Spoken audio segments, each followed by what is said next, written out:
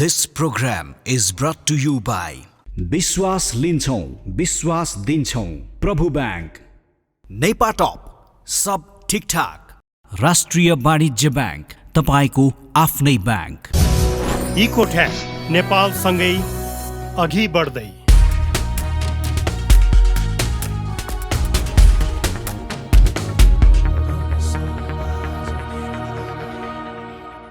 दर्शकबिन नमस्कार। कार्यक्रम तमसुमा ज्योतिर्गमयको यो विशेष श्रृङ्खलामा यहाँलाई हार्दिक स्वागत छ।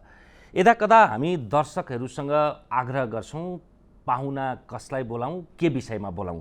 त्यसमा सर्वथा जहिले पनि हुन त अब कतिपय पात्रका विषयमा त जहिले पनि चाहना भइरहन्छ, त्यो हाम्रो सामर्थ्यको पनि कुरा हो। हामीले फेरि चाहना गर्दैमा आउनुहुन्छ भन्ने पनि होइन। पूर्व राजा ज्ञानेन्द्र शाहलाई तपाईँहरूको सर्वाधिक अपिल पर्ने गर्दछ। हामीले पनि परोक्ष रूपमा उहाँसँग कुरा गर्ने प्रयत्न गरिरहेका हुन्छौँ।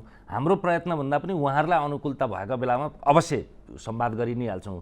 त्यसै गरी पार्टी अध्यक्ष प्रधानमन्त्रीलाई पनि यहाँहरूको आग्रह आइ नै रहन्छ। बालवाला प्रधान सेनापतिको कुरा यस्तो सीमा अतिक्रमणका विषयमा हुन्छ, हामीले त्यसको प्रयत्न पनि नगरेका हुँदैनौँ। तर त्यसभन्दा बाहेक न सत्तामा न शक्तिमा, तर सर्वकालीन रूपमा जतिपटक हामीले आह्वान गऱ्यौँ ती आह्वानमा सर्वाधिक रूपमा तपाईँहरूले इच्छाएको पात्र हो सौरभ। यो पछिल्लो पटक पनि तपाईँहरूलाई ट्विटरमा, फेसबुक लगायतका सार्वजनिक माध्यममा कसलाई देख्न चाहनुहुन्छ तमसुमा ज्योतिर्गमय यो सोमबारभन्दा सर्वाधिक रुचाइएका पात्र आजको श्रृङ्खलामा हुनुहुन्छ। सौरभजी स्वागत छ यहाँलाई।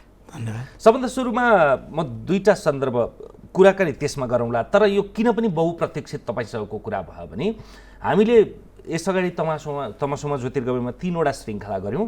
दुईटा श्रृङ्खलाको चाहिँ क्लिप नै काटेर 2 वर्ष अगाडि केपी ओलीको प्रक्षेपण, उनको लोकप्रियता र लोकप्रियताको स्खलनको पारो कसरी घट्छ, त्यो के कारणले घट्छ भन्ने कुरा अहिले ठ्याक्कै 2 वर्ष पछाडि झन् मिल्यो भन्ने कुरा पनि अहिले एकदमै चर्चित छ। त्यसै गरी तपाईँसँग झन्डै 1 वर्ष पनि भएको छैन, 7-8 महिना अगाडि गरिएको कुरामा केपी ओली पश्चातको कार्यकारी अध्यक्ष प्रचण्ड अथवा माधव नेपाल हुँदैनन्। त्यो भयो भने एउटा समयका लागि ईश्वर पोखरेल, तर बरु त्योभन्दा पनि ठुलो र अपत्यारिलो विकल्प विद्या भण्डारी बरु हुन सक्छिन्। राष्ट्रपतिबाट कार्यकारी प्रमुख भन्ने थियो। अध्यादेश लगायतका कतिपय उपक्रमले त्यतातिर डोरिआयो पनि, त्यो विषय पछि कुरा गरौँला, के आधारमा तपाईँ प्रक्षेपित गर्नुहुन्छ भनेर। सबभन्दा सुरुमा त सीमाकै कुरा। पहिलो श्रृङ्खला 3 वर्ष अगाडि गरेका थियौँ, जति बेला तपाईँले बडा जोड गरेर भन्नुभएको थियो कि सीमामा काँडेतार लगाउनुपर्छ, पर्खाल बनाउनुपर्छ, अनि मात्रै दीर्घकालीन समाधान भन्नुहुन्थ्यो। त्यो 3 वर्ष अगाडिको तपाईँको अवधारणामा कति तल कति माथि अथवा कति कसरी जोड दिनुहुन्छ? एउटा त मलाई खुसी नै लाग्छ, मैले भनेको कुरामा अहिले करिब नेपाल त्यही बाटोमा मोडिन आएको छ होइन। आएको छ, पहिला रियलाइज भएन त्यो कुरा, अहिले रियलाइज भइराखेको छ। अब यो महामारीले गर्दाखेरि पनि त्यसमा अझै जोड पुग्यो होला। अब मलाई खुसी नै लाग्छ। ती अरू दुईवटा कुरामा त म एकछिनमा आउँछु, तर सिमानाका विषयमा त्यो पहिलो अन्तर्वार्तामा तपाईँले भन्नुभएको थियो। हामीले शीर्षक पनि त्यही राखेका छौँ। दर्शकहरूले हेर्न चाहनुभयो भने रामसार मिडियाबाट त्यो अपलोड भएको भिडियोमा सौरभ भन्छन् सीमामा पर्खाल लगाउनुपर्छ। अब होइन, अब त्यसमा के छ भने जस्तो कि हामीले सीमा खुला राख्यौँ के का लोभले गर्दाखेरि भने पेट्रोल अलिकति आउला, मट्टीतेल आउला, आलु प्याज आउला, आदि इत्यादि आउला, उसले हामीलाई खुवाउँदै गयो, हेप्दै गयो होइन। अब त्यो हेप्दै गएको नतिजा त तपाईँ अहिले देख्नुहुन्छ नि, कालापानी कसरी कालापानीमा उसले कब्जा गर्यो होइन। यिनीहरू भोलि त चाहिँ जे गरे पनि हुन्छ, यिनीहरू त्यही दाल चामलको लागि आइहाल्छन् होइन, शरण पर्न भनेर पनि यो कुरा भयो नि। हामीले त्यति बेला सीमा बन्दै गर्ने भन्ने अठोट गरे भए अहिले आज हामी कालापानीको मामलामा निकै बलियो हुन्थ्यौँ। अनि उम्केको माछो ठुलो जस्तो मात्रै गरेर के गर्ने होइन।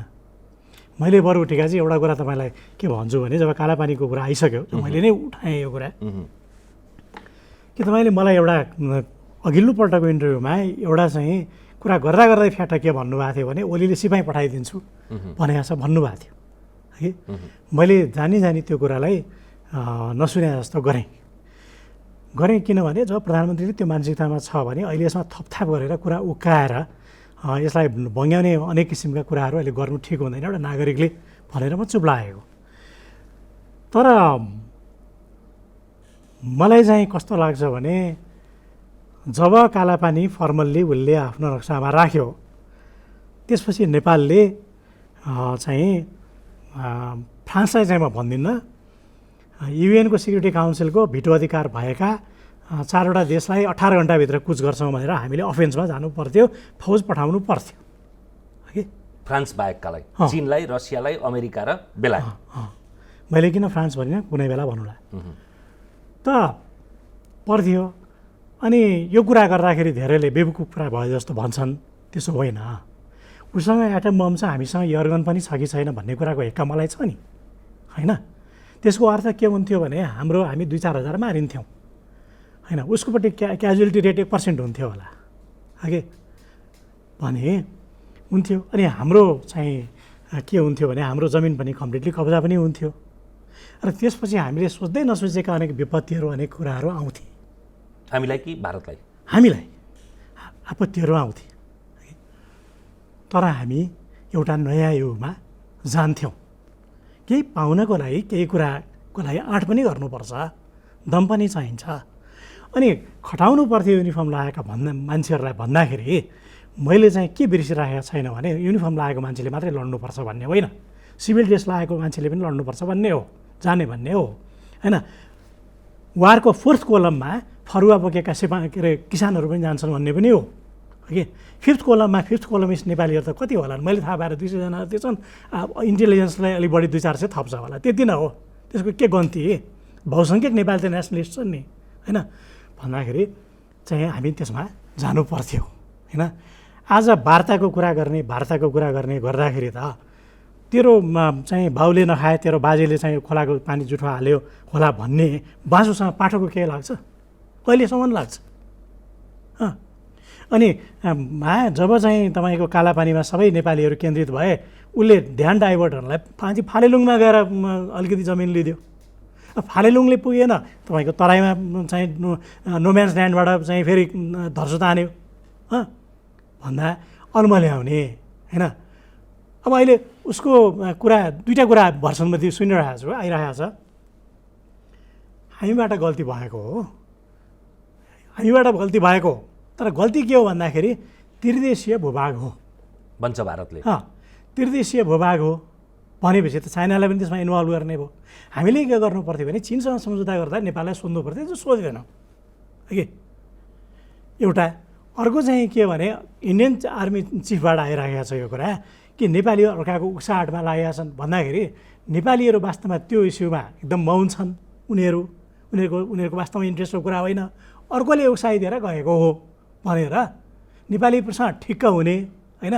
अनि संसारको तारा चीनलाई देखाउने, होइन? अनि चीनलाई पनि त्यसमा इन्भल्भ गरिदिने कि त्यो कुरालाई विभाजन गरिदिने, विभाजित मानसिकतामा लगिदिने, होइन? युमा छ। तपाईँले बडा महत्त्वपूर्ण कुरा गर्नुभयो।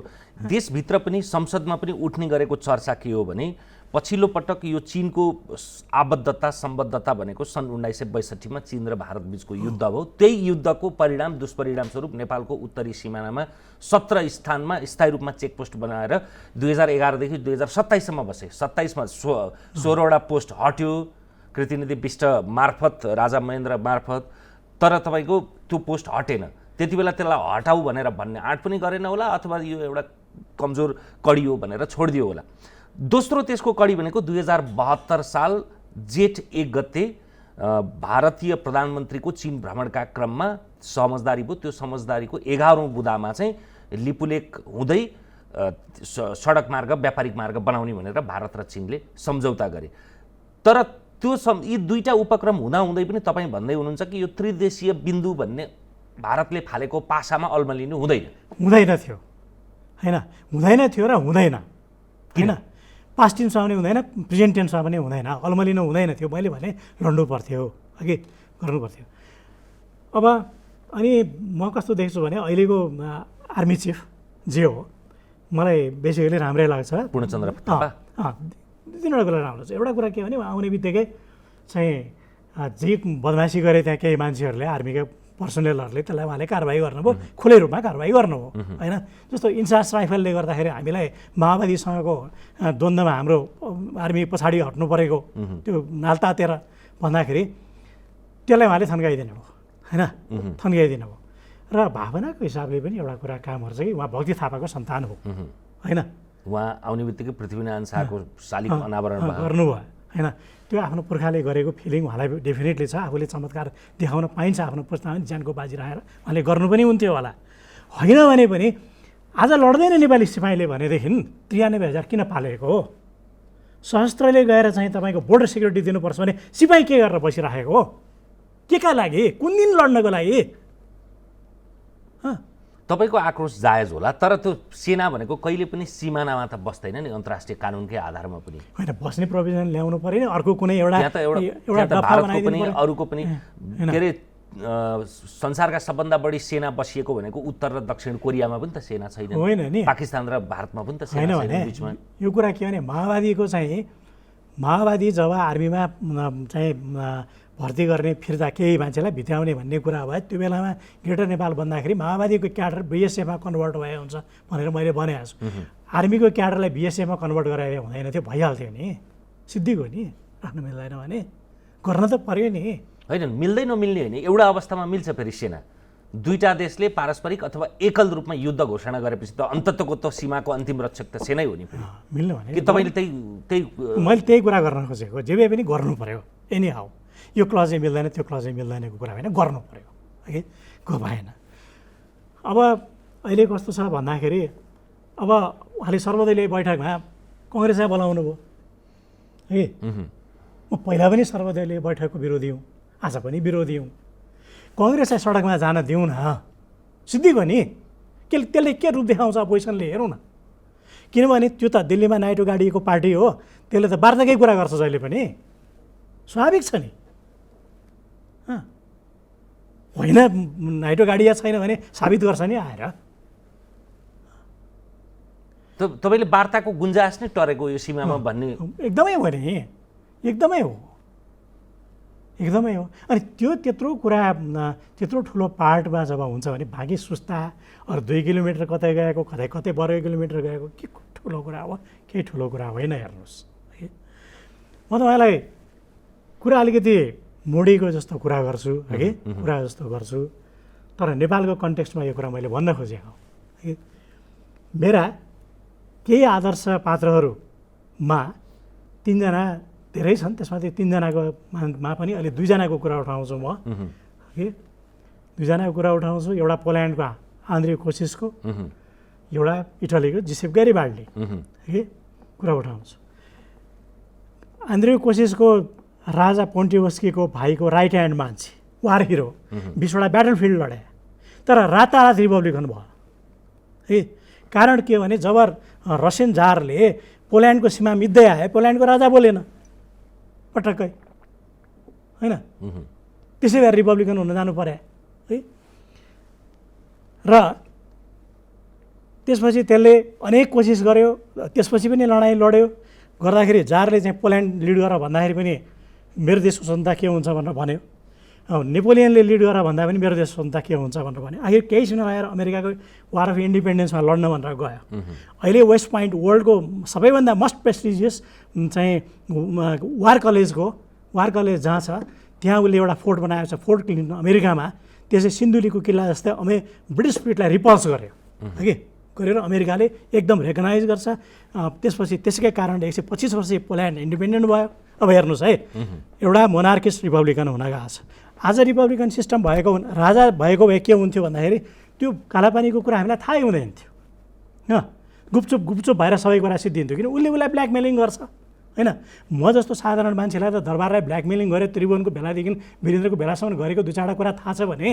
त्रिभुवनका परिवारका 2-4 जना सदस्यहरू छन् बाँचिरहेका उनीहरूलाई पहाड थाहा छ है राजा त्यस कारण रिपब्लिकन सिस्टम अहिले जुन छ त्यसले त ओपनली भन्न पाएको छ त्यसले लड्न सक्नु पर्थ्यो अनि भयो के भन्दाखेरि तपाईँको जब नाजी जर्मनी मस्कोसम्म पुग्यो त्यसपछि चाहिँ मस्कोमा मान्छेको लासको पर्खाल लगाएर रसियनहरूले लखेटेर बर्लिन पुर्याएर चाहिँ तपाईँको राखिस्टागमा रसियन फ्ल्याग जो फहराए हिटलरले आत्मदाह गर्नु पर्यो मर्नु पर्यो अघि त्यो होमग्रोन थियो त्यसै भएर त्यसले बर्लिनसम्म लखेट्यो यो इम्पोर्टेड रेजिम हो इम्पोर्टेड हो त्यसै भएर लड्न सक्दैन बोकेको केले मृग मार्दैन भन्छन् नि भएको कुरा त्यही हो तपाईँले एकैपटक 2टा कुरा गर्नुभयो यदि अहिलेसम्म पनि राजतन्त्र थियो भने यो कालापानीको कुरा अहिले जसरी उठेको छ पहिले पनि उठ्यो होला, यति सघन रूपमा उठ्दैन थियो। किनभने राजतन्त्रसँग उनीहरूको विरासत छ, इतिहास छ, सँगसँगै कमजोरी पनि छ र त्यही आधारमा उनीहरूले मोलमोलाई गर्छन्। मोलमोलाई गएपछि उनीहरू झुक्न बाध्य हुन्छन्। त्यसैले गणतन्त्र भएकाले यो सबभन्दा स्वर्णिम अवसर हो। तर फेरि सँगसँगै अर्को फेरि के अरे अभिशाप चाहिँ के हो भने यो गणतन्त्र मौलिक होइन, जसरी तपाईँले पोल्यान्डको हो भन्नु। अनि आफूले आफ्नो लामो हात लगेर बारम्बार आफ्नो धापिनेहरू दिइरहन्छन् जहिले पनि हामीले गरे हो भनेर अब प्रुभ गर्ने बेला भयो नि। यो होमग्रोन हो, इन्डिजिनस हो, यो चेन्ज प्रुभ गर्ने बेला भएन। यो प्रुभ गर्नेमा तिमीहरू मात्रै प्रुभ गर कसैले भनिरहेको छैन, सबैले साथ दिन्छन्, तर लिड त गर्नु पऱ्यो नि। यसमा गृहकलाको कुरा छैन। अहिले हिजो तिमीले के गरेर आज त्यो गरेर कसैले भन्दैन, लिड त गर्नु पऱ्यो। जबकि उनीहरूको हाउसमा मेजोरिटी छ, उनीहरूको सरकार छ, लेफ्टको भनिरहे उनीहरूले हो। अनि अर्को एउटा तपाईँलाई कुरा भन्छु, मैले अर्को आदर्शको कुरा आएको थिएँ, जोसेफ ग्यारिबाल्डीको। ग्यारिबाल्डी रिपब्लिकन हो, एक नम्बरको, ओके, एक नम्बरको रिपब्लिकन हो। तर साउदर्न इटाली कब्जा गरिसकेपछि नर्दर्न इटालीमा के अरे इमानुएल फर्स्टलाई, भिक्टर इमानुएल फर्स्टलाई साउदर्न इटाली बुझायो। रिपब्लिकनले किन मोनार्कीलाई बुझायो? कन्ट्रीको युनिटीको लागि। बेजिनीले के भनेको थियो भने कि ल्याटिन स्पिकरहरूको एउटा छुट्टै कन्ट्री हुनुपर्छ, युनाइटेड कन्ट्री हुनुपर्छ भनेको थियो। आफूले साउदर्न इटाली कब्जा गरे, नर्दर्न इटालीमा अर्कोले गर्दाखेरि इटालीको युनिफिकेसन कहिले पनि हुँदैन, होइन। आखिर मोनार्की कति दिन रहेर 87 वर्ष रहेपछि त 1947 बितेर गयो, होइन।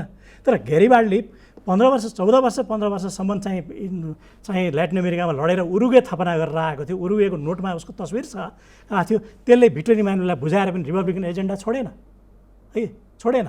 अमेरिकाको सिभिल वारमा लड्न आउँछु भनेर दुईवटा शर्त राख्यो, है, शर्त राख्यो।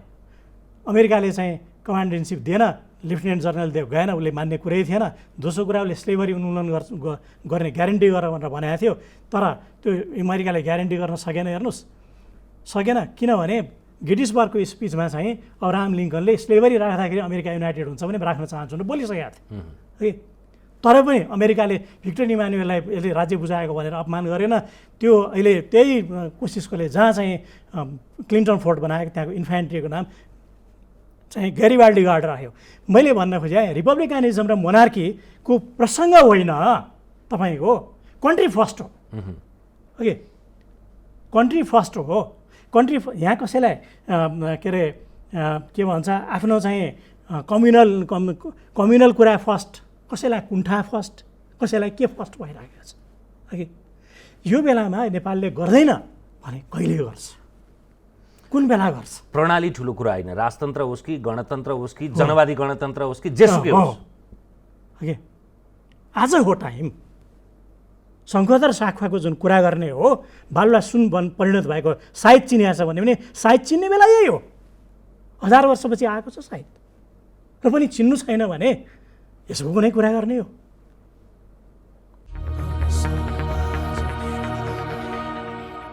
अब एकैपटक युद्ध घोषणा गर्ने त्यो बाहेक अरू गुन्जाइस छैन भन्ने जस्तो कुरा थियो।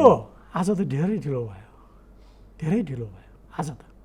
अब अल्मलिने हो, अब जति उसले अल्मल्याउँछ अल्मलिने हो, होइन। अहिलेसम्म मूर्त रूपमा 1962 यता सरकारले अहिलेसम्म गरेको त केही पनि रहन्छ। हिजो गणेश ठगुन्नाजी त्यही दार्चुलाकै निर्वाचित सांसदले बडा मार्मिक ढङ्गबाट कुरा गर्नु, अहिले सडक बनायो भनेर हामी कोकोहोलो गर्छौँ, त्योभन्दा निकै वर त भारतीय सेना छ, त्यहाँ पावर हाउस बनाएको छ, त्यहाँ स्कुल बनाएको छ, विद्यालय बनाएको छ, अस्पताल बनाएको छ, अहिले सडक बनायो भनेर कोकोहोलो गर्ने भन्दै हुनुहुन्थ्यो। होइन, वामदेवले अहिले प्रधानमन्त्री भने कत्रो लालसा एकदम याल चुहाएर कत्रो लालसा देखाउनु भयो।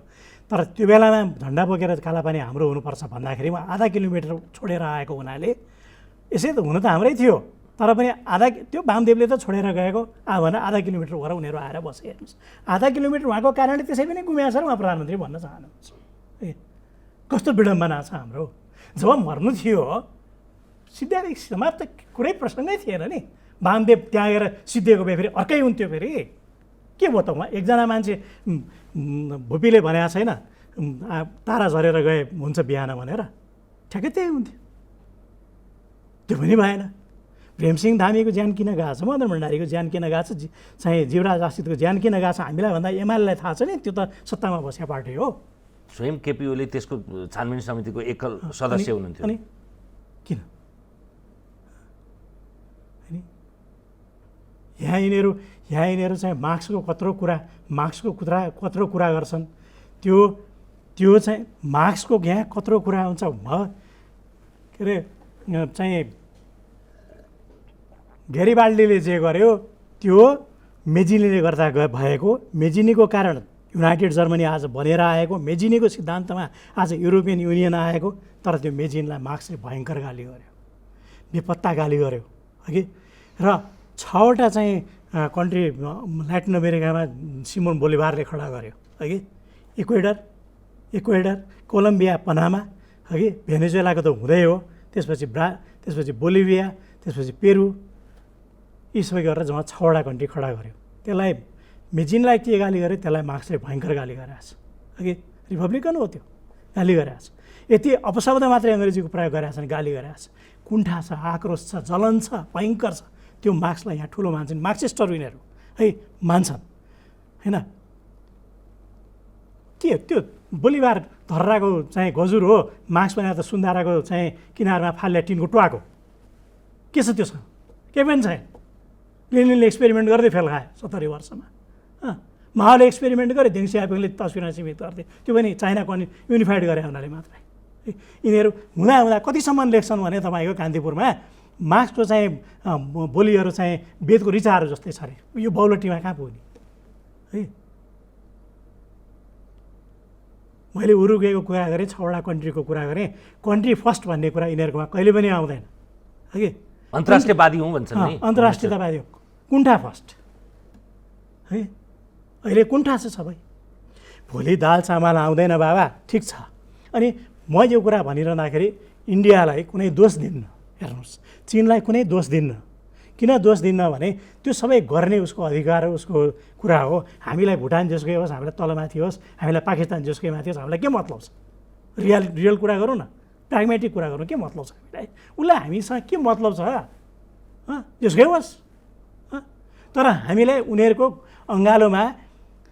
अङ्गालोमा चाहिँ झुन्डेर गल्पा सुन्न लागि भएको छैन। उसकै दाल चामल, उसकै पेट्रोल, उसकै मट्टितेल, उसकै सरसामान सबै चाहिएको छ।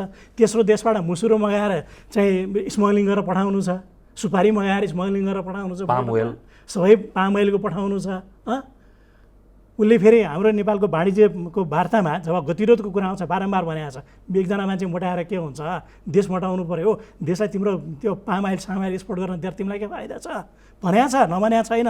कर्मचारीहरू यहाँ लुकाउँछन्, अहिले समस्या समाधान गरिदियो, तिम्रो विरोधमा जनता तात्या छ भन्छ। उसले नराम्रै कुरा सधैँ गरेको छ भन्ने पनि होइन है। इन्डियाले नराम्रो कुरा सधैँ गरेको छ भन्ने होइन।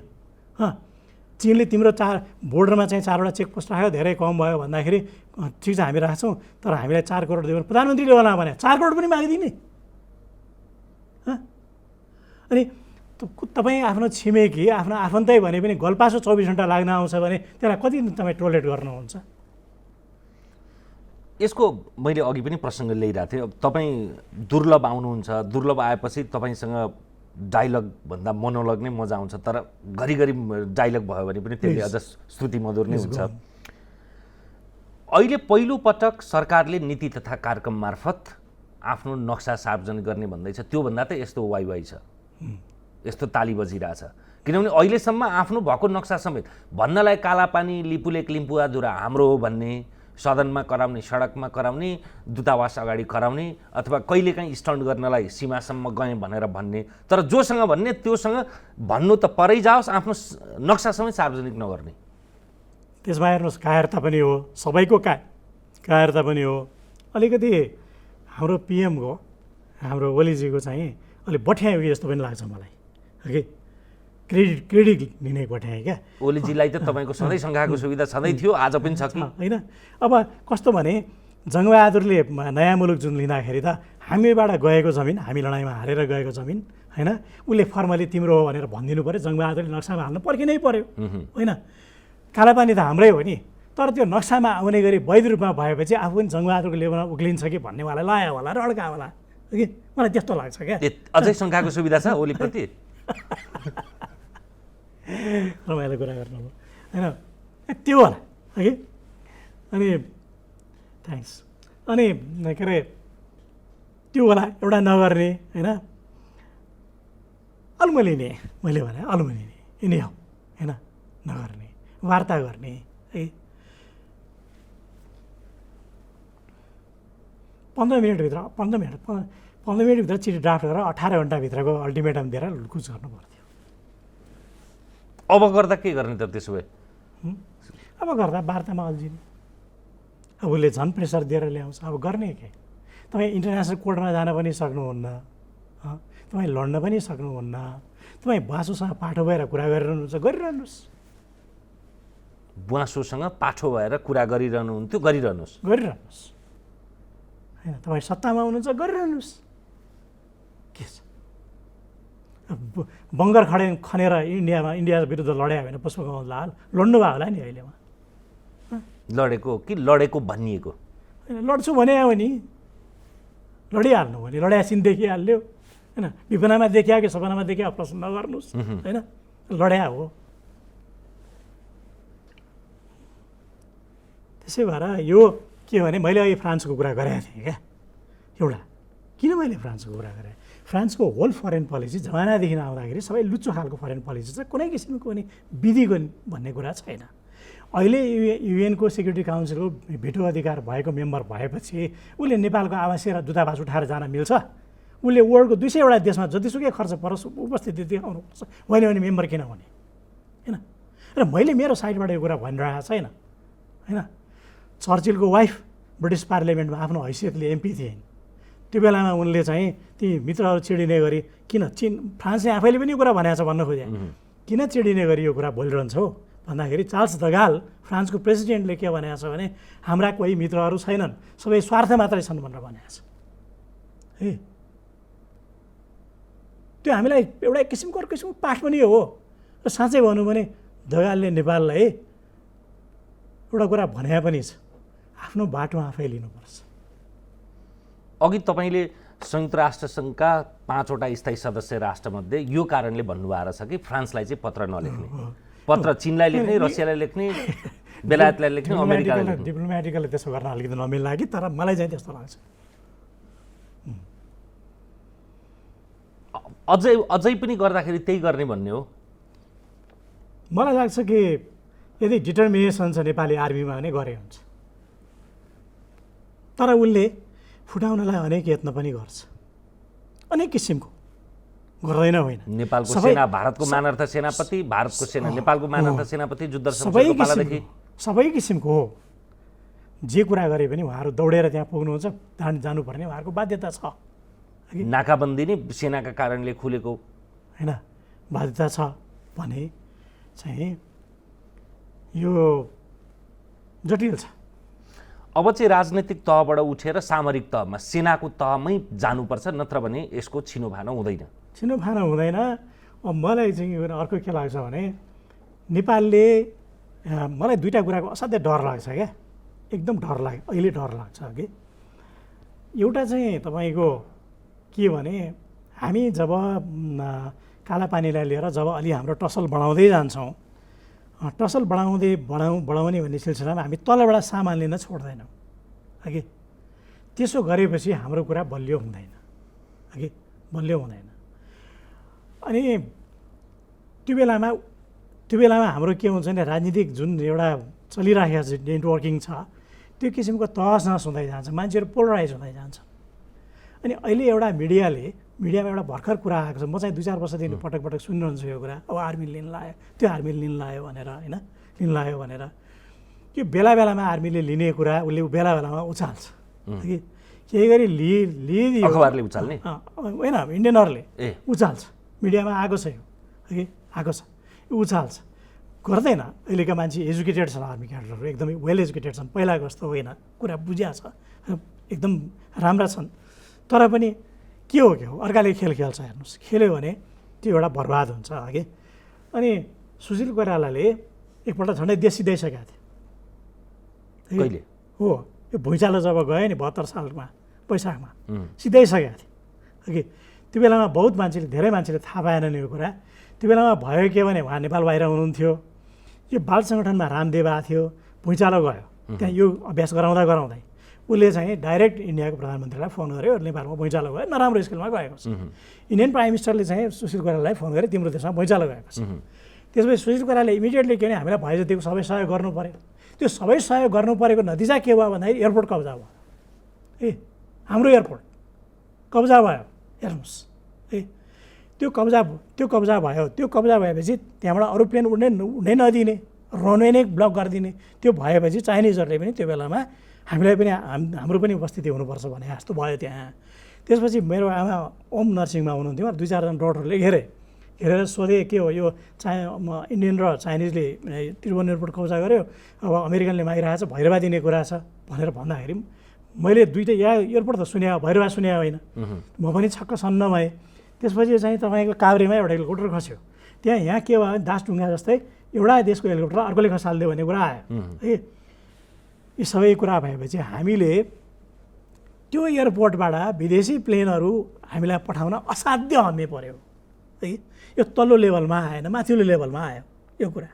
त्यो हाम्रो तहमा त हामीले सुनेकै हो त्यो विषय आयो। अब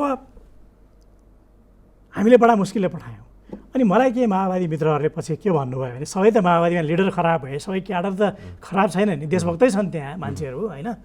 उहाँहरूले के भन्नुभयो भने केही मान्छेहरूले जोसँग उहाँहरूको सम्पर्क थियो विदेशबाट आएकाहरूले के भने अरे उहाँलाई भने यो देशमा अहिले 50 देशका आर्मी सिभिल ड्रेसमा चाहिँ सहायताको नाममा आइरहेका छन्।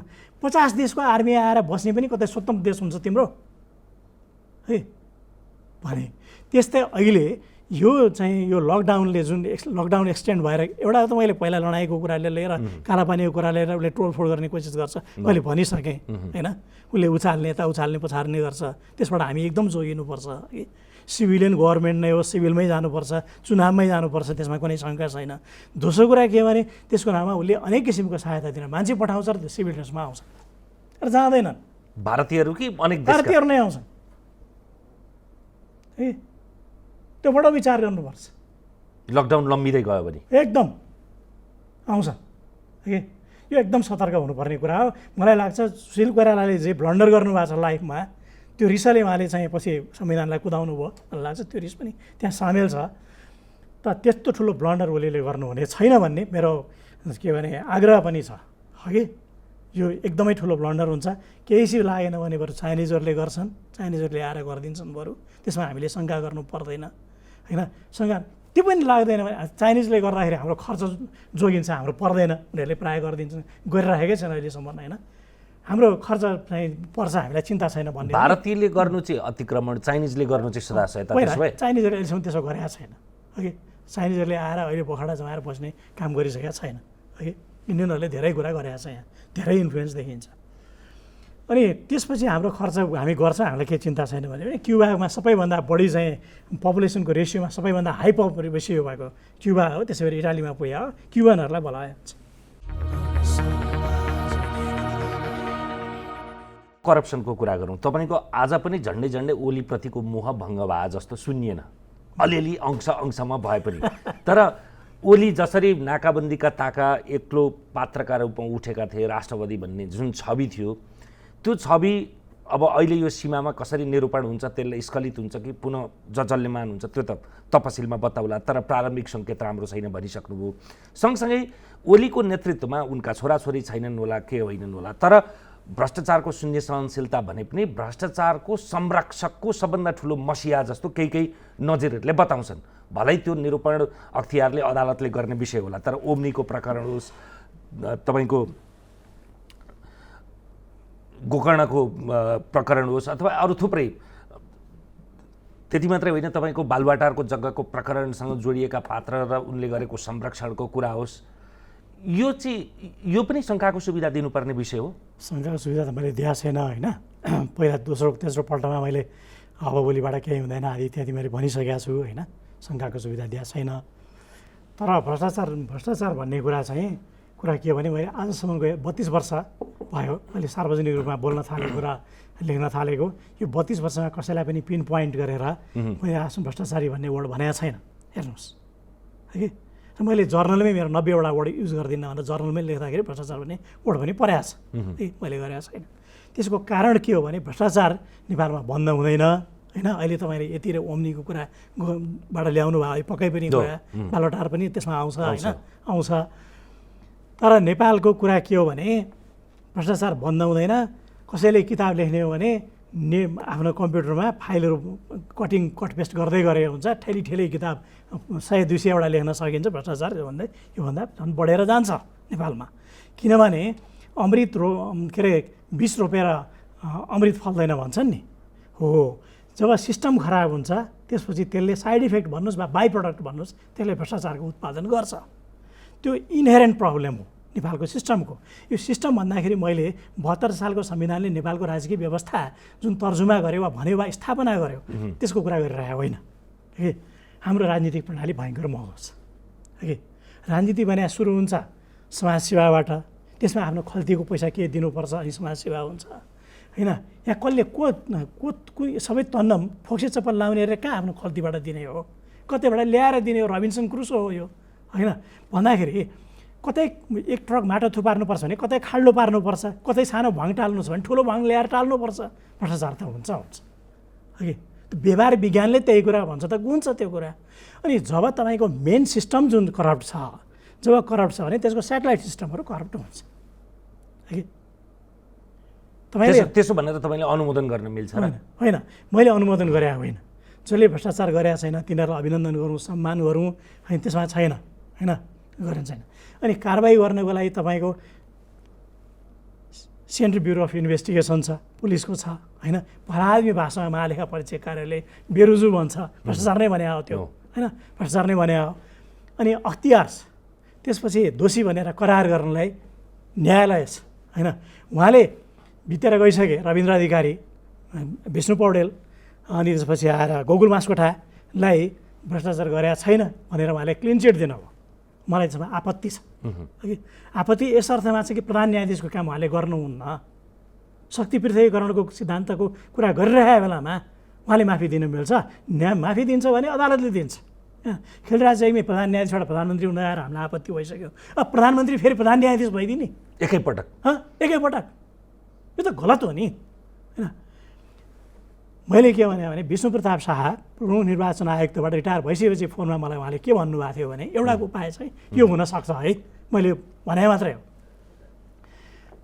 यो सबै पार्टीको चाहिँ जुन चाहिँ तपाईँको खर्चवर्चको हिसाब छ होइन, यो सबै चाहिँ पब्लिक अडिटिङ हुनुपर्छ, ट्रान्सप्यारेन्ट हुनुपर्छ, निर्वाचन आयोगले ओके गर्नुपर्छ। नपुगेको पैसा, खर्चवर्च नपुगेको पैसा गभर्मेन्टले दिने गरी व्यवस्था गरिदिन्छु भन्दाखेरि कुनै पनि पार्टी मान्न तयार छैनन्। र ठुला पार्टीको मात्रै कुरा नगर्नु, साना पार्टी पनि त्यति नै दरो रूपमा ठुला पार्टी जस्तै कराउँछन्। मैले 2 पल्ट गर्दाखेरि गर्न सकिनँ। त्यसरी जबसम्म त्यो सङ्लो हुँदैन तबसम्म यो करप्सन कन्टिन्यू हुन्छ भनेकै छ है, मैले सुनेको छु। अब एउटा यो करप्सनका कति कारणहरू होलान्, मलाई 2-3वटा कारण मात्रै लाग्यो मैले भन्न खोजेँ है। दोस्रो कुरा के हो भने अहिले नेपालको सबैभन्दा ठुलो रोजगारदाता भनेको सरकार हो, सरकार होइन। सरकार सबैभन्दा ठुलो रोजगारदाता भएपछि ब्युरोक्रासी के हुन्छ? 21 वर्षको उमेरमा लोकसेवा पास गरेर मान्छे जागिर खान जान्छ, उमेर ढाँटेर अथवा चाहिँ थपथाप गरेर 60 वर्षको उमेरमा रिटायर हुन्छ। लाइफको प्राइम टाइम 40 वर्ष प्राइम टाइम चाहिँ गभर्मेन्टलाई उसले दिएछ। जुन गभर्मेन्ट उसलाई के भन्छ भन्दाखेरि 25-40 हजार रुपियाँ दिएछ, लुगा भत्ता दिएछ, खाजा भत्ता दिएछ, त्यो लिएर सुदामाको जिन्दगी बाँच भनेर भन्छ। त्यो ठाउँ जहाँ तपाईँको फर्मल डाटा चाहिँ इन्फ्लेसनको 4.5% जति अहिले नेपालको होला, इन्फर्मल डाटा डबल डिजिटमा इन्फ्लेसन भइरहेको छ, 12% जति होला अहिले है। भने उसका चोइसहरू, उसका डिमान्डहरू धेरै हुन्छन्, त्यो पुरा कसरी गर्ने? करप्सन नै गर्ने हो है, उपाय केही छैन, करप्सन गर्ने हो।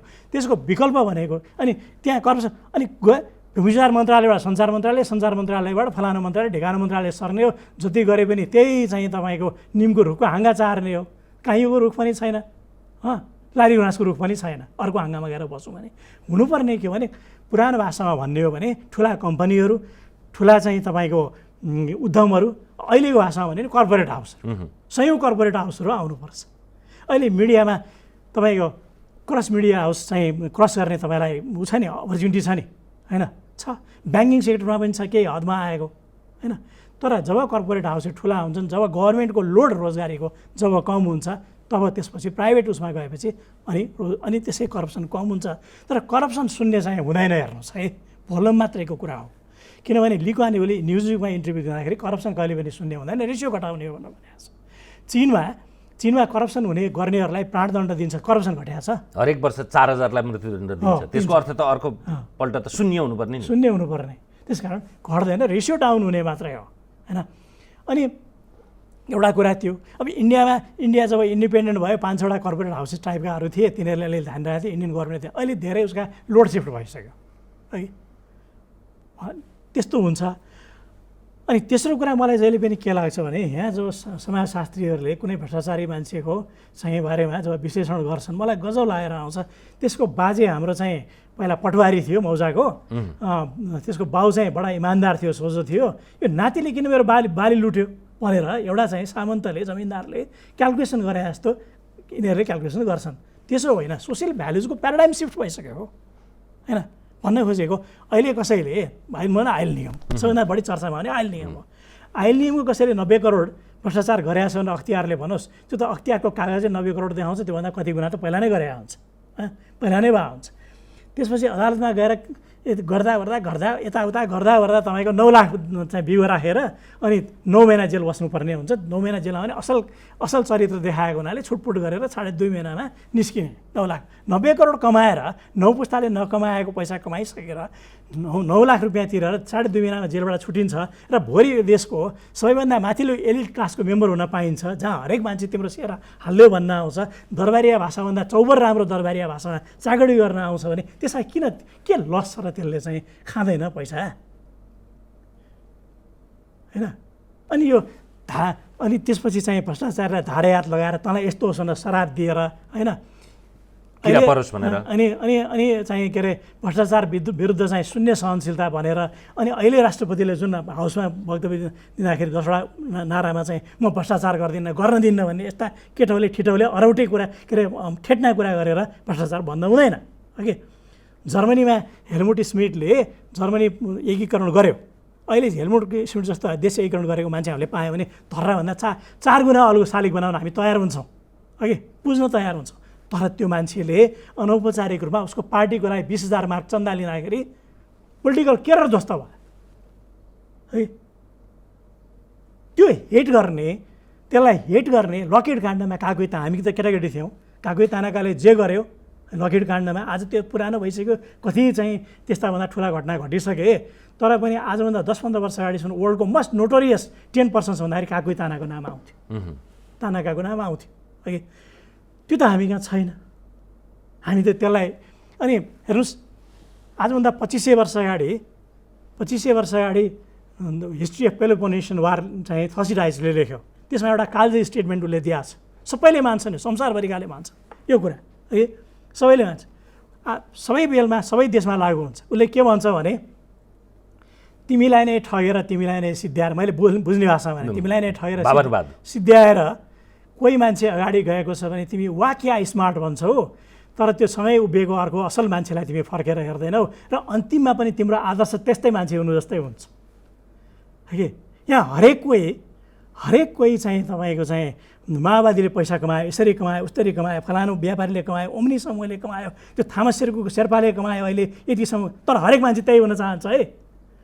हरेक मान्छे राणा शासनलाई गाली गर्छ तर हरेक मान्छे राणा हुन चाहन्छ। ज्ञानेन्द्रलाई गाली गर्छ तर पायो भने त्यही ज्ञानेन्द्र गद्दीमा गएर बस्न चाहन्छ। बस्या होइन, ज्ञानेन्द्रले गद्दी छोडेपछि मेचमा गएर हतार गरेर बस्या होइन मान्छेहरू, तपाईँले देख्नुभयो होइन? हाम्रै साथीहरू बसे नि, पत्रकारहरू बसे, हरेक मान्छे हुन चाहन्छ। किन मान्छेलाई त मान्छेको त्यसै बाहिरको, म बाहिरको प्रशंसा गर्छु क्या, किन त्यसै मान्छेले गरे? अल्बर्ट आइन्स्टाइनलाई इजरायलको राजा हो भनेर चाहिँ प्रस्ताव गरेको थियो, मानेन नि है। क्याग्लियोस्टो भने जादुगर थियो, हङ्गेरीको राजा हो भनेर प्रस्ताव गरेको थियो, मानेन है। जर्ज वासिङटनलाई अमेरिकाको राजा हो भनेको थियो, मानेन। यहाँ त मेचमा जान्छन् बस्नु। त्यसै अमेरिका भयो, त्यसै इजरायल भयो, त्यसै हङ्गेरी भयो। त्यो नागरिकले जुन संयम राखेको छ, अद्भुत संयम राखेको छ होइन, त्यसै त भयो होइन। मानिसले गरेको कन्ट्रिब्युसनलाई रिकगनाइज गरेको छ। अघि त्यसै बेला यो सोसाइटीमा 3टा कुरा, पोलिटिकल सिस्टम जुन छ त्यो नै कन्ट्यामिनेटेड छ, जबसम्म त्यो रहन्छ हुन्छ, जब सरकार सबैभन्दा ठुलो इम्प्लोयर हुन्छ त्यो हुन्छ, जबसम्म प्याराडाइम सिफ्ट भएको कुरा रियलाइज गरिँदैन त्यो हुन्छ।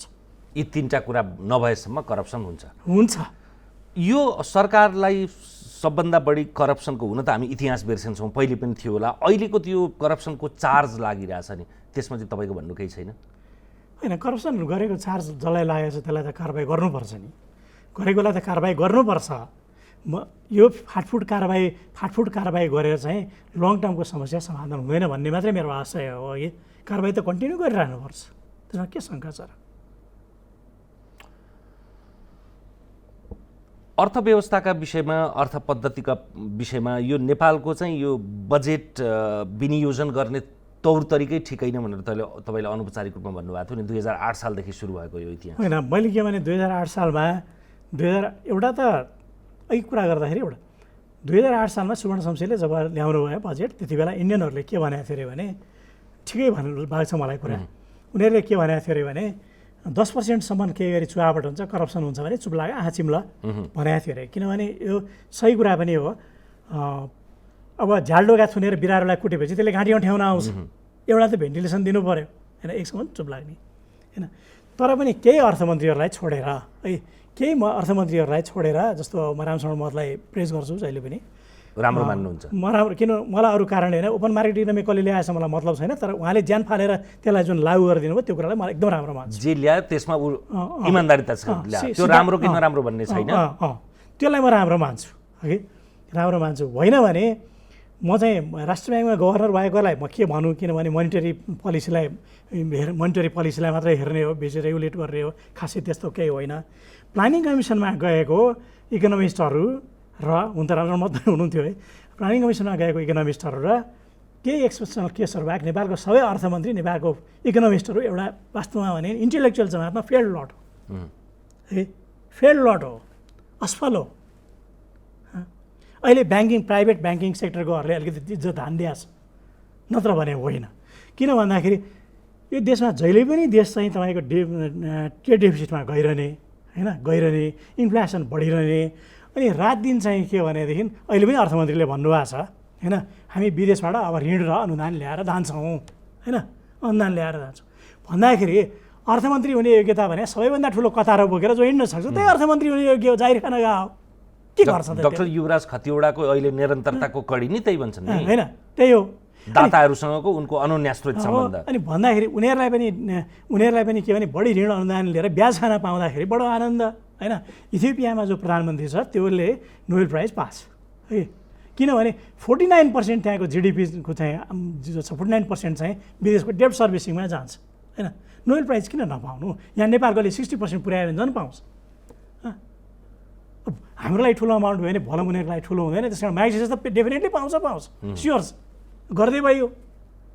अनि तपाईँको अर्थमन्त्री हुन जानेले अर्थमन्त्री होइन मन्त्र भएको मान्छे अर्थ सुधार्ने आधुनिक चाणक्य होइन ले त्यो चाहिँ वीरेन्द्र शाहले गर्न दिएन, त्यो ज्ञानेन्द्र शाहले गर्न दिएन, गिरिजाप्रसाद कोइरालाले गर्न दिएन, के अरे सूर्यबहादुर थापाले गर्न दिएन, ओलीले गर्न दिएन भन्नु त लेम एक्सक्युज हो। किनभने तपाईँसँग ड्यासिङ प्लान छ र तपाईँ साँच्चै नै कोठामा उभ्याउने तपाईँसँग कुरा औजारहरू छ भने उसले त्यसको विरोध गर्न किन त्यसको अपोज गर्न, त्यसको बेनिफिट उसलाई पनि छ नि।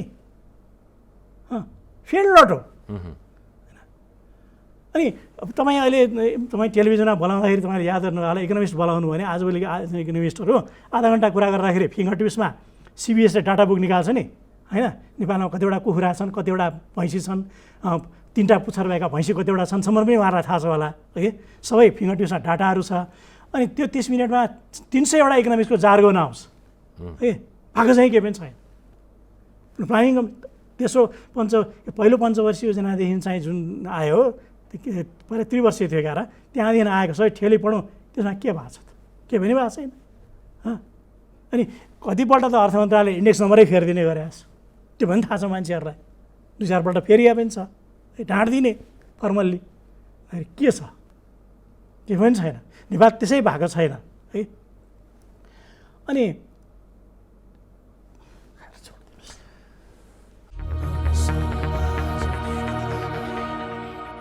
ती दुईवटा अन्तर्वार्ताको रिभ्यू गरौँ। मैले सुरुमा भनेकै कुरा, तपाईँले केपी ओली त्यस्तो बेलामा दोस्रो पटक प्रधानमन्त्री भएको थिए, अझ पहिलो प्रधानमन्त्रीत्वको कुरा त उनी प्रधानमन्त्री आरोहण हुँदा जति लोकप्रिय थिए त्योभन्दा 10औं गुणा लोकप्रिय भएर उनी बहिर्गमन भए पहिलो कार्यकालमा। तर केपी ओली प्रधानमन्त्री भएको 1-2 महिनामै हामीले कुराकानी गर्दा त्यति बेला पनि लोकप्रियताको पारो एकदमै चढेको थियो। त्यति बेला कुरा गर्दा यो यस्तो रहँदैन। 6 महिनादेखि उनी अलोकप्रिय हुँदै जान्छन्, 1 वर्षमा अझै थप, 2 वर्षमा त झनै थप भन्नुभएको थियो। के आधारमा भन्नुभएको थियो? त्यस्तै देखिँदैछ।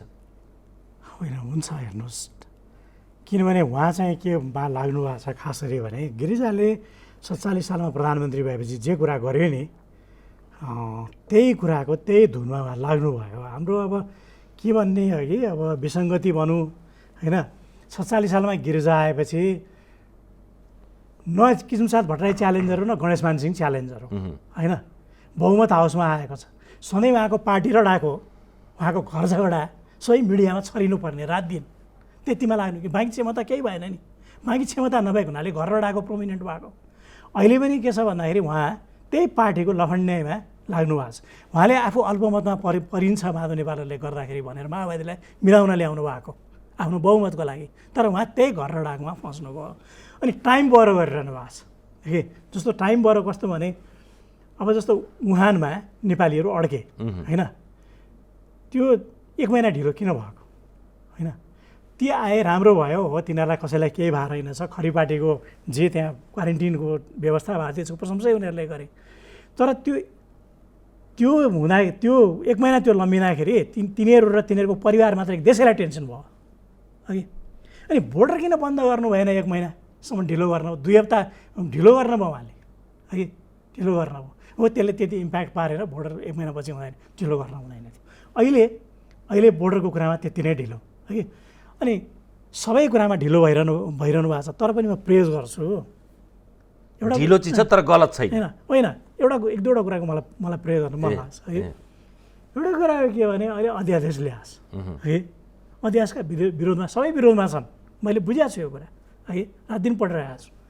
तर कुरा कस्तो छ भने नेपालको सङ्घीय सरकारलाई जति अधिकार छ र गाउँ सरकारलाई जति अधिकार छ प्रदेश सरकारलाई अधिकार छैन है, छैन।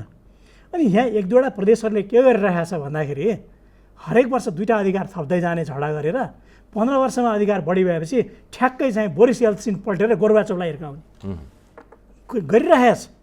पार्टी आफ्नो पार्टी फुटाउनलाई मात्रै ओलीले गर्यो भन्ने म ठान्दिनँ एउटा है, त्यतिमा मात्रै म हेर्दिनँ। तपाईँ विष्णु पौडेल ट्र्याक चेन्ज गरेर जुन बाहिर जानुभयो हो, ओलीको ट्र्याक चेन्ज गरेर यताबाट सङ्घीय समाजवादी जुन आयो, त्यो 2टा डटबाट तपाईँ धर्को तानेर त्यो धर्कोमा को त्यो डोरीमा को झुन्डिए विरोधमा भनेर हेर्नुहोस्, त्यो एउटै खेमाका मान्छेहरू छन्। त्यो त्यसै भएको छैन। म यहाँ यसलाई बढाउँदिनँ है, यो किन बुझ्नुपर्छ, एकदम सङ्केतमा बुझ्नुपर्छ यो कुरा, बढाउँदिनँ। अन्जानमा जानु अर्कै कुरा हो।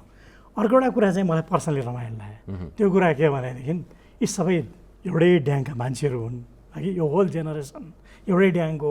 अरू 30 मार खायो भाइ, उहाँ 31 मार खायो, अल्झाइरहनु भएको छ, लफन्डाइरहनु भएको छ। यो खेल हेर्दा रमाइलो लाग्छ मलाई लास्टमा है। के हो यहाँ, उहाँभन्दा बेटर कोही छैन भने उहाँभन्दा वर्स पनि कोही छैन। बरु बेस के हुन्छ भने उहाँले आफूसँग यी सबैलाई लिएर गइदिएदेखि आनन्द हुन्थ्यो क्या, आनन्द हुन्थ्यो। यसमा पनि थप टिप्पणी छैन। हेर्नुहोस्, अघिल्ला अन्तर्वार्ता जति प्रशंसा चाहिँ गर्नु भएन होइन, गर्ने कुरा भएन, गरिनँ अघि। मैले अघिल्लोमा कुरा गर्दाखेरि 6 जनालाई तपाईँलाई भेडा चराउन गए हुन्छ भनेर भनेको थिएँ। त्यसमा मलाई काफी रियाक्सन आयो। मैले स्पष्टीकरण दिए होइन, मैले किन त्यसो भने भन्ने कुरा चाहिँ जनताले जान्नु जरुरी छ है। मैले त्यो कुरा चाहिँ म भन्छु। हेर्नुहोस्, मलाई माधव नेपालको 2टा कुराले साह्रै मन परेन कहिले पनि। हामीले 46 सालको आन्दोलन जे गऱ्यौँ, अपोजिसन हुनुपर्छ भनेर गऱ्यौँ है, अपोजिसन नभइकन हुँदैन भनेर गऱ्यौँ। माधव नेपालले जहिले पनि एमालेलाई कङ्ग्रेसको टाङमुनि छिराउनु भयो है। उहाँ महासचिव हुन्जेल हो, उहाँले बनाउनु भयो त्यो कुरा है। र नुना कोइराला पनि रामनगर, उहाँ पनि रामनगरको भएको हुनाले हो कि के हो है, उहाँले जहिले पनि यो कुरा छिराउनु भयो। हामीले अपोजिसन वास्तवमा पाएनौँ। 52 सालमा गिरिजाको विरुद्धमा जब एकता केन्द्र उठेर आयो, उम्लेर आयो, गिरिजालाई हटाउनु पर्थ्यो। अति भइसकेको थियो, गिरिजा जहाँ जोसुकै आवास भइसकेको थियो जनतालाई, उहाँले हटाउनु पर्थ्यो। र गिरिजा 12 वर्ष लम्बेर गएको हुनाले माओवादी आएर देश डिटेल हुने अवस्थामा पुग्यो। त्यो माधव नेपालले गर्दाखेरि भयो है। दोस्रो उहाँको साह्रै मलाई मन नपरेको कुरा के भने 2 ठाउँबाट चुनाव हारेपछि प्रधानमन्त्री भने हिँड्नुहुन्छ, कुनै हालतमा हुँदैन, कुनै शर्तमा हुँदैन। अनि त्यसमा उहाँको भयङ्कर आलोचना भइसकेपछि आज आएर वामदेवलाई फेरि अप्पर हाउसमा मेम्बर बनाउने र कन्स्टिट्युसन एमेन्डमेन्ट गरेर पनि प्रधानमन्त्री बनाउने लाइनमा लाग्नुहुन्छ। ओलीको तेजोवध गर्नलाई विधिको नियमित तोडिदिने कुरामा लाग्न मिल्छ? मलाई पटक्कै मन नपरेको कुरा है। झलनाथ खनाल र वामदेव एमालेभित्र बसेपछि माओवादी भइरहन मिल्छ जहिले पनि?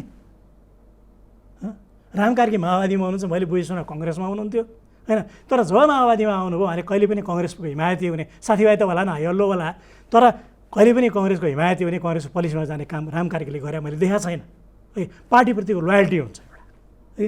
उहाँले कहिले जहिले एमालेभित्र बस्ने माओवादी भइरहने, मलाई यो पटक्कै मन नपरेको कुरा है। अब चित्रबहादुर केसीले संहिताको विरुद्धमा आन्दोलन गरिसकेपछि, सबै कुरा भइसकेपछि त्यही संहिता समर्थन गर्ने संविधानमा सही गरेर प्रधानमन्त्री हुन जानुहुन्छ? बाँकी के रह्यो? उहाँ त गणेश मानभन्दा पनि माथि पुगिसक्नु भएको थियो, त्यत्रो रेगुलेसन थियो उहाँको भनेमा पुग्नु। अनि फेरि त्यसपछि बाहिर आएर म झुकिएर गएछु, संहिताको हामी विरोधी होइन, त नेपाललाई मात्रै नहुने, यो यस्ता पनि कतै कुरा हुन्छन्? यस्तो कुरा हुँदैन। कमल थापाको पोजिसन के हो भने, कमल थापा चाहिँ जे जस्तो राजनीतिमा जुनसुकै पार्टीको भइसके पनि उहाँको बोल्ने स्टाइल एउटा पनि सम्पादन गर्न नपर्ने गरी उहाँले जुन बोल्नुहुन्छ मलाई खुब मनपर्छ है, मनपर्छ। तर 5 वर्ष उहाँले धैर्य गरे भए उहाँ प्रधानमन्त्री हुने पोजिसनमा पुगिसक्नु भएको थियो। अनि सङ्घीय संविधानमा सही गरेर प्रधानमन्त्री हुन जाने होइन, सिद्धिने राजनीति अब समाप्त भयो। एक डाडु पानीमा सुसाइड गर्न गएपछि त सिद्धियो, फेरि पब्लिकलाई किन उल्लु बनाएर आयो है? पर्सनल कुराहरू छैन, फन्डामेन्टल कुरा छ। नेपालीहरूले विधिको कुरा गर्छन्, अहिले अध्यादेश आयोगमा विधिको कुरा गर्छन्, नेपाली जनता भेडो जनताले विधिको कुरा गर्छ। आई बिटरली डिसलाइक दिस है। मैले किन भने अख्तियारले जसलाई कारबाही गर्नुपर्छ भनेर भनेको थियो त्यो अख्तियारको आयुक्त भइदियो अघि, प्रधान न्यायाधीश गएर प्रधानमन्त्री भइदियो, 2 ठाउँबाट चुनाव हारेको मान्छे प्रधानमन्त्री हुन पुग्यो। चुनाव जित्दै नजितेको मान्छे सिटौलाले गएर हाउसमा प्रस्ताव राखिदियो, विदेशी सीताराम येचुरीलाई हाउसमा राखेर लुकाएर क्यामेराले नदेख्ने गरेर प्रस्ताव पास भयो। महाभारतको सिरियलमा कृष्णले कति युद्धको नियम तोड्यो, त्योभन्दा कहाँ तोडिसक्यो कि विधिको कुरा कुनै छ? हद भइसक्यो नि। सुभाष निमाङले भए माने मान्नुहोस्, नमाने नमान्नुहोस् गरेर भुइँ पछाडि नभएका हाउसमा पटक चाहिँ विधेयकहरू पास गर्न मिल्छ? हात उठाउँ, सिक्रेट ब्यालेटिङ गराउनुपर्छ, मिल्छ? कानुन पढाए मान्छेले, कानुन नपढाए पनि होइन है। यस्ता दर्जनौँ कुराहरू छन्। जनता भेडो विधिको कुरा गर्छ, कुनै चाहिँ कन्सियसनेस पनि छैन, कन्साइन्स पनि छैन, दुइटै कुरा छैन। त्यसैले नेपाल बिग्रिएको छ। त्यति बेला पनि मैले बाबुराम चिन्दिनँ भन्नुहुन्थ्यो, तपाईँले टिप्पणी गरेका मध्ये सबभन्दा बढी आएको टिप्पणी र मलाई पनि आएको, किन त्यसो भन्नुभएको थियो? फेरि हामीलाई सोधिदिनु भन्नुभएको थियो। नसोध्नुहोस्। मलाई कहिलेकाहीँ कस्तो लाग्छ भने जब जान्छु, यसपालि नभनौँ, अलिकति अगाडि गोर्खाको नर्दर्न पार्टमा जाँदाखेरि एकजनाले खोप्लाङ गाउँ भनेर जाउँ भनेर भन्नुभयो। मैले भने खोप्लाङ गाउँ कालुपाँडेको पनि हो कि, तर त्यो त साह्रै असभ्य जङ्गली, त्यो साह्रै साम्प्रदायिक रहेछ, त्यो गाउँ नजाउँ, म चाहिँ जान्न भनेर मैले त्यसै खोप्लाङ नगा होइन होला है, त्यो कुरा नउठाउँ। पुष्पकमल दाहाललाई अस्ति भेडा चराउन जा पनि भन्नुभएको थिएन, तर कसै गरी प्रधानमन्त्री हुँदैनन्, हुन लायक मान्छे होइनन्। बरु केपी ओली पछाडि अवस्था त्यस्तै आयो भने बरु अहिलेकी राष्ट्रपति विद्यादेवी भण्डारीलाई प्रधानमन्त्री बनाउँदैछन् भन्नुभएको होइन। उनले आफ्नो चाहिँ माओवादी सङ्गठन बनाउने, बरु त्यसलाई चाहिँ जोगाउन अरू सेटेलाइट सङ्गठनहरू पनि उग्रवादमा लाग्न प्रेरित पनि गरेर उसको आफ्नो काम त गरिरहेको छ नि, किन भन्नु? मान्छेले आफ्नो बाटोमा लाग्न त पाउँछ नि होइन। जब तपाईँले पब्लिकलाई एउटा कुरा भन्नुहुन्छ र ठ्याम्मै अर्को कुरा एकदम नर्थ पोलबाट साउथ पोल, साउथ पोलबाट नर्थ पोल जब हुन्छ नि, त्यो चाहिँ हुँदैन क्या। राजनीतिमा सबै कुरा जायज हुन्छ भनेर सबै कुरा जायज हुँदैन, नाजायज पनि हुन्छ है। जायज कुराको पनि एउटा हद हुन्छ, नाजायज कुराको पनि हद हुन्छ, लिमिट हुन्छ। जब लिमिट नाग्छ भन्नुपर्छ। तपाईँले त्यो भनेको कुरा बिचमा त झन्डै मिलेको थियो, अध्यादेश तुइयो बेग्लै कुरा, आफै फिर्ता लिनु पर्यो, नत्र पनि आफूलाई शक्ति कमजोर भयो भने बरु राष्ट्रपतिलाई शक्ति दिने भनेको तपाईँले भनेको झन्डै प्रक्षेपणसँग मिल्थ्यो। त्यति बेला त त्यो कहाँबाट भने कुनै त्यो खेदमा टुप्पो थियो। नेहरूले श्रीलङ्काको प्रधानमन्त्री विलियम गोपालवालाई अब त ब्रिटिसहरूले तिमीहरूलाई छोडेर गइसके, तिमीहरू कमनवेल्थको क्विनलाई राखिरहेछौ, प्रधानमन्त्री छोडेर राष्ट्रपतिमा आए हुन्छ नि भन्दाखेरि गोपालवाले मानेन है मानेन, आफ्नो प्रेस्टिज बढ्ने कुरा पनि मानेन। त्यसै नमाने हो, त्यसै नमाने होइन है। जब नेहरू बितेर गयो अनि उसले अनि त्यसपछि जुनिस जयवर्धनले त्यसपछि राष्ट्रपतिमा लगेर राष्ट्रपतिलाई पावरफुल बनाए है। त्यो धेरै पछि आयो त्यो कुरा, त्यसै भएन है। तपाईँलाई भन्छु नेपालको हिस्ट्रीमा जङ्गबहादुर, 3 जना मान्छे, जङ्गबहादुर, चन्द्रशमशेर, जुद्ध शमशेर, यी 3 जना मान्छे कुनै पनि दिन श्रीपाँच हुन सक्थे, त्यति पावरफुल मान्छे थिए यिनीहरू। तर तिनीहरू 3 जना मान्छे प्रधानमन्त्री पद छोडेर राजा हुन गएनन् है। र जब त्रिभुवन जो दौडेर चाहिँ दिल्लीमा गएपछि जुद्ध शमशेर देहरादुनबाट दौडेर गयो दिल्ली, नेपाल फर्केर गइहाल भनेर भन्यो। सारा अंश त विक हुन्छ, फर्केर गइहाल भनेर भन्यो। किन मोहन शमशेर रातारात ज्ञानेन्द्र शाहलाई गद्दीमा राख्यो है? त्यसै होइन, यिनीहरू चाहिँ कार्यकारी राष्ट्रपति बनाएर जे पनि गरिदिन सक्ने, जे पनि हुने भन्नेमा यिनीहरू छन् है। जे पनि गर्न सकिने भन्नेमा छ यिनीहरू। त्यो मोडमा सुरुदेखि लागिरहेछन्।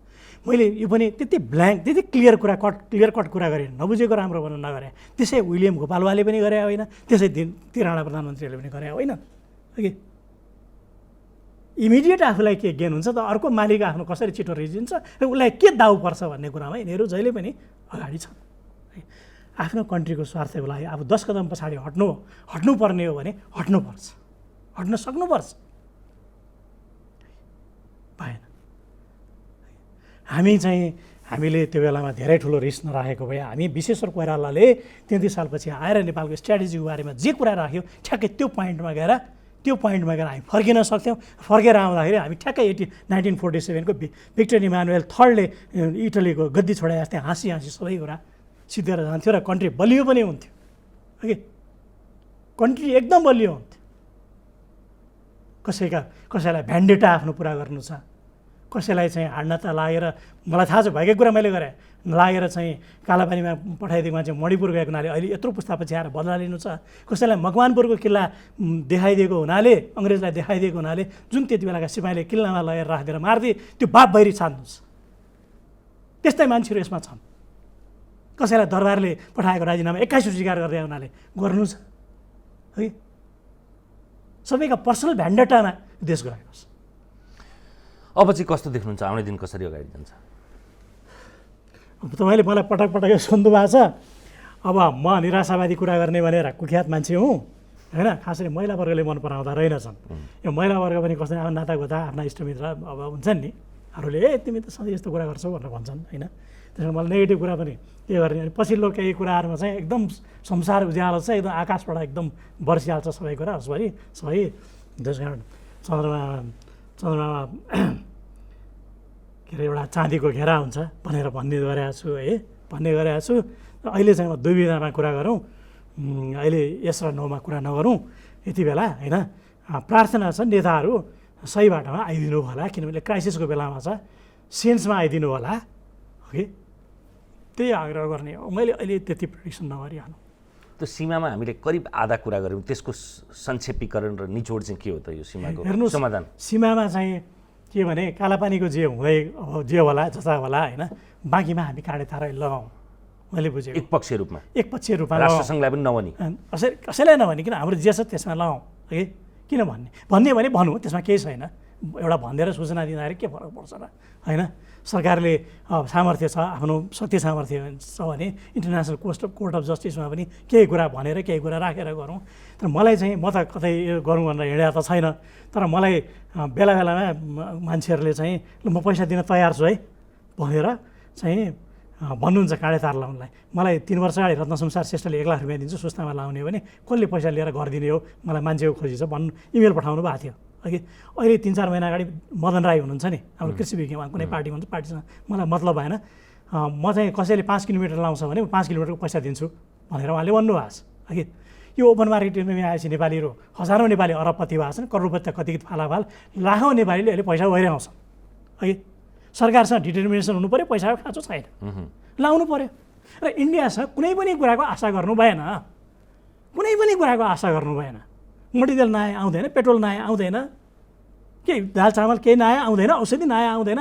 जर्ज बुश जुनियरले चाहिँ इराकमा एट्याक गर्दाखेरि औषधि एन्टिबायोटिक्स नभएर बच्चाहरू मरे, त्यो त भयो भने हुन्छ।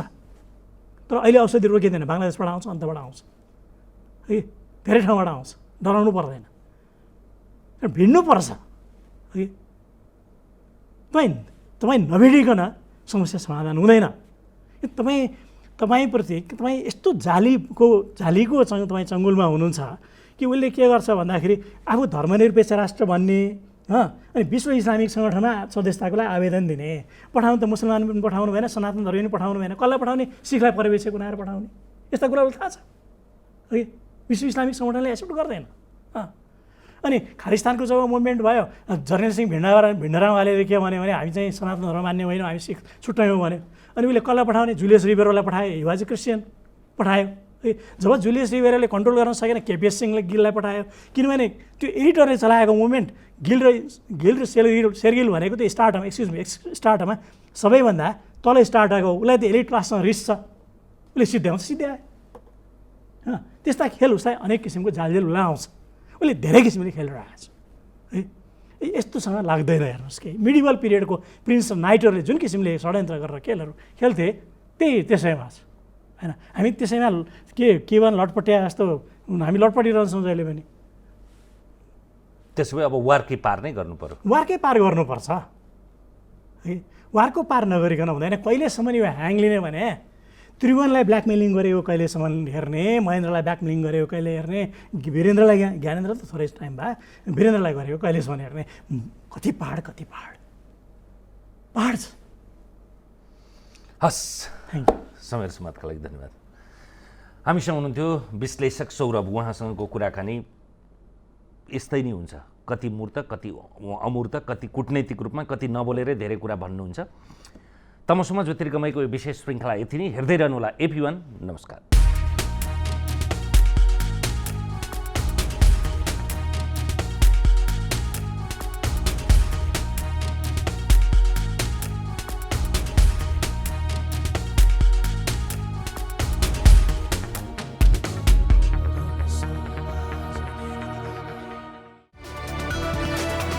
It's an AP1 presentation.